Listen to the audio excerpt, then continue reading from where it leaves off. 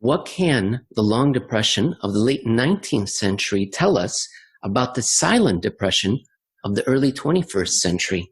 We turn to a late 19th century author who may have written the most popular economic book of all time to see what he got right, what he got wrong, and what we can apply to today. I'm joined by Jeff Snyder, Head of Global Research for Alhambra Investments. My name is Emil Kalinowski. This is Making Sense, a Eurodollar University production. Jeff, you wrote a essay for Real Clear Markets Today, November 20th, 2020. And the title of that, for anyone that wants to join us and read along, the title is The Economic Emergency in 2020 and Beyond Won't Be COVID. You start out by introducing us to a period called the Gilded Age. When was it? Why was it called so? In the post-Civil War era, usually, 1870, 1880s, and 1890s, that was the Gilded Age. And one of the reasons it was called the Gilded Age was because it represented a very stark period in history with massive inequality. You had very wealthy people, you had very poor people, and it seemed like there wasn't much of the two mixing. There wasn't the kind of upward mobility, certainly that we saw in the 20th century, which we expect when we have these periods, especially the Industrial Revolution coming to America, lots of technological and innovative progress, but yet for quite a long period there, it kind of seemed like we were stuck in a rut and stagnated. And it was, it's one of those time periods in history that has, stuck in our collective consciousness for those reasons. Something wasn't right back then. And it started out in the 1870s with what was a pretty sharp and severe depression. That's right. In 1873, in your article, you say it began in 1872. I thought it began in 1873, kicked off in the Vienna's World's Fair. It didn't go off according to plan. It was a big failure, much like our modern day Olympics. And it's not particularly important why it happened in Vienna, but just that spark of a conflagration that was going to happen anyway started in Vienna. It went to Germany, Berlin, then to London, hit New York throughout the rest of the year. So I thought it started in 1873. You say it started in 1872. Why do you have it as 1872? Well, it's like, 2007 and 2008, right? I mean, everybody thinks the 2008 crisis began in 2008, but in fact, there were precursor events. There were warning signs that showed up as early as late 2006. So there were some things in 1872 that showed up that said, this is going the wrong way. And you're right, 1873 is when most of the major events happened. And I think most economists and historians say, okay, the Depression actually began in 1873, but I think we were in the wrong direction in 1872 and things were going south already back then. So the essay starts in the Gilded Age, and the location, the setting, is Scranton, Pennsylvania, best known today for being the birthplace of Joseph Biden, as well as, of course, there's that docudrama regarding paper products called The Office. What happened in the 1870s in Scranton? Well, I mean, any kind of depression, any kind of severe economic downturn, you're going to end up with labor market unrest. And so there was a great strike in 1877, which was 4 or 5 years, depending on your date, 4 or 5 years after the beginning of the Depression, which shows you that this was a really severe, bad event. You have 5 years of wages being cut because back then that's what business owners did.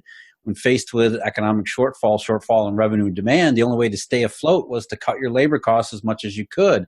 That meant not only laying off workers, but also reducing the rates at which you pay the existing workers that are left on your payrolls. Very severe labor market deflation year after year after year, which led to the great strikes of 1877, which began in Ohio, spread throughout Pittsburgh and western Pennsylvania, and out into the central and northern part of Pennsylvania where Scranton was. And it got so bad that there was essentially a riot, almost a rebellion in and around Scranton that required all sorts of, Pennsylvania National Guard troops and then actual federal soldiers coming into Scranton, so that, in late 1877, Scranton, Pennsylvania was the most heavily fortified and guarded place on the planet Earth.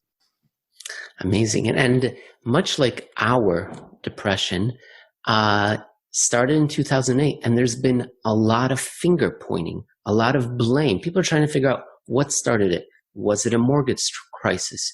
Was it caused by greedy Americans? Was it caused by greedy bankers? Did it not start? Was it not a mortgage crisis? Did it start in Lombard Street in London? Was it a banking crisis? Same thing in the 1870s. People were trying to explain this bizarre, long-lasting depression that's very similar to what we're experiencing now, or the Great Depression. It was a worldwide event, and there was a lot of finger pointing being done. Who were some of the people that were being accused, or groups of people? Yeah, and I think that's an important point to realize, is that back then, economic science, or political economy as it was called, really didn't have a handle on the business cycle, because we didn't really know there was a business cycle. On one of the downsides of the Industrial Revolution, there's lots of upsides, but one of the downsides was we had these waves of mass unemployment and deflationary wage pressures that suddenly erupted, that, in a feudal agrarian society, or even just a primitive capitalist or free market society, didn't feature these kinds of, depressionary circumstances that were, absolutely stunning in their depth, and sometimes their lengths. And so you're one of these poor, unfortunate workers. One day you had what you thought was a really good job working on a railroad or in a coal mine, which, obviously that doesn't sound very good to us today. But back then, steady work like that was actually pretty lucrative. And the next day, you're getting your wages cut. And then the next month, you're getting your wages cut again, as several of your friends are being laid off. And you're wondering, what the hell's going on here? And there's really nobody to give you answers. And of course, when in a vacuum without answers, people start blaming everybody else. And so it's really, whoever your enemies happen to be, that's the person that's probably that's probably responsible for all your misery. And so, the trade groups, the railroads and the mining companies all blame the trade unions. They blamed high taxes. The bankers always blamed the farmers, because they were agitating for loose money and silver and all sorts of other things. And it was just really, nobody really had a good idea of what was going on while it was going on, which just makes for an extremely volatile, explosive mess. Well, a few people did have some good ideas that resonated with the public. William Jennings Bryan would run for office. He was perhaps America's second populist, most famous populist after Andrew Jackson.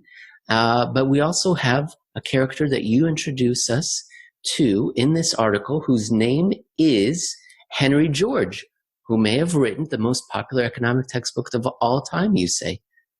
Yeah, I think it is actually the best-selling economic textbook ever written. And it's odd, because you think, okay, here's this guy, Henry George, who back in the late 19th century and even into the early 20th century, everybody knew who this guy was. I mean, he was the economist. He not only did he influence other economists, he was very popular in the mainstream.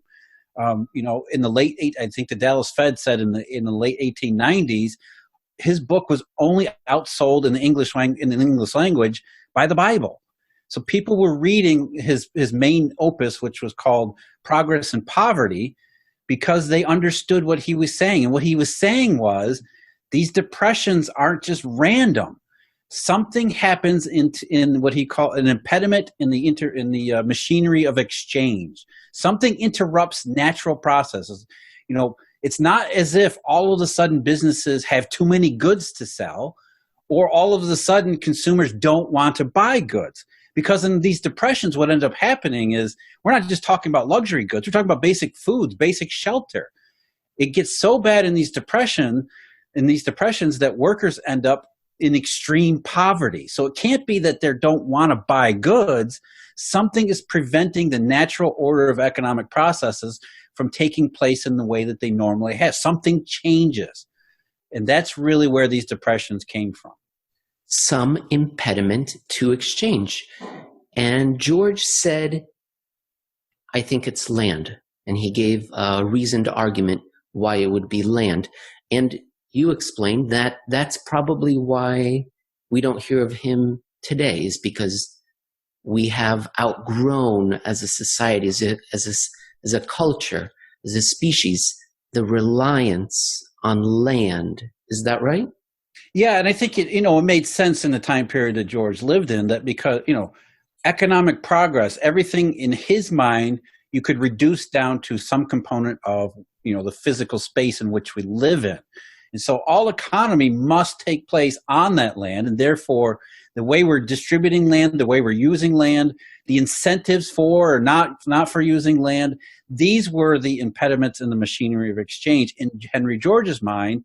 And that's why people could understand what he was saying. And he even had what he thought was a way to circumvent these problems and not have depressions anymore, which was abolish private ownership of land, because he called it our common inheritance, which meant that, look, land is everywhere, it's scarce, therefore it can't be owned privately, we all own it together. Now, he was no communist or socialist, and what he advocated and what he said was that, okay, the land belongs to all of us, so if you have good ideas and you want to use the land to create some capitalist or some business prospects, go ahead, you rent the land from the government, and then whatever you can do on that land, whether it be farming, industry, whatever, you keep the profits of it because you get the benefits of your own exertions. And he thought by doing that, a high tax rate on land where all the revenues would go to the government, what he called a single tax, that would be the least interruptive in society, especially the economic processes, because you're not taxing production, you're not taxing labor, you're only taxing what he said was our common inheritance. And because the tax rate would be high enough, that meant that only the best quality ideas, therefore we would be using our land and our natural resources to maximum efficiency if we did it this way. And somehow, why wasn't this taken up? I mean, he ran for office, you pointed out, for the mayor of New York City. He didn't win. Why do you think this wasn't taken up? Well, it was. I mean, the Fabian Society in England, the People's Budget in 1909 in the United Kingdom, which represented a massive change in the way the United Kingdom had operated before, they took up the idea of a single tax. And so the single tax wasn't, the whole reason we have property taxes today goes back to the single tax. So it wasn't as if, Georgism, as it was called, was more of a ephemeral sort of idea. It was actually seriously considered. It was very much debated, and in some places it succeeded in changing some of the aspects, or at least the way we think about some of these economic aspects. So it did make an imprint, and it did leave an imprint in certainly political society as well as economic society. Viewers and listeners may be surprised to hear, though, that George, however, didn't feel too strongly about that the impediment would be money. And I'm going to read a quote here, and you take it from there, Jeff. Quote, this is from George in 1894, every businessman sees that business depression comes from a lack of purchasing power on the part of would-be consumers, or as our colloquial phrase is, from their lack of money. But money is only an intermediary performing in exchanges the same office that poker chips do in a game, which is why, if for those of you joining me on YouTube, you can see I'm on my way to a baccarat game.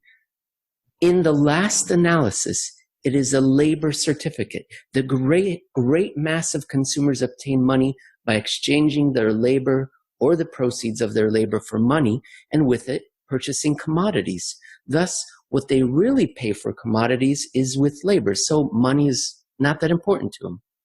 No, and he's exactly right, except for that last part. That's what money is. It is an intermediary. It is nothing more than a token, but it is it is an extremely vital token.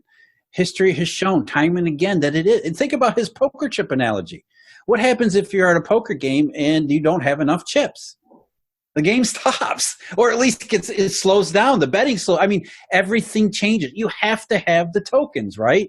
And if you don't have enough tokens, it becomes an impediment in the machinery of exchange.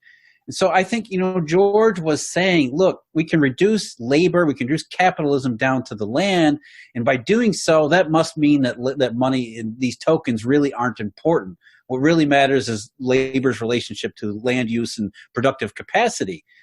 But, there's always that idea, okay, but no matter how much capacity there may be, if you don't have the tokens to allow a specialized economy to operate efficiently, it will harm and hinder the operation of that economy. And that's what we see in our modern age. It's what we've seen in the 1870s, and especially in the Depression in the 1890s, was that once you have monetary interruptions, these bank panics, what always inevitably follows from them are the most extreme economic downturns, depressions, because without enough tokens, without the redistribution and circulation of those tokens, these specialized economic processes, which require the tokens to take place, they cannot take place, or they can take place, but they can't take place as efficiently and as flexibly and dynamically as we need them to. So the tokens, I think it was a huge mistake on George's part, and one of the reasons why nobody today even knows about Henry George is because in assigning the cause of depression to land, over time it became clear that that wasn't really the impediment in the natural order. So George was good in that he said, look, these depressions are not random, they're not political, they're not trade unions versus robber barons or something like that. They're an important, specific interruption in the exchange, in the mechanism of exchange. And as you started out this article, it then affects labor, which is where we're going to transition to next in part 2 of episode 36.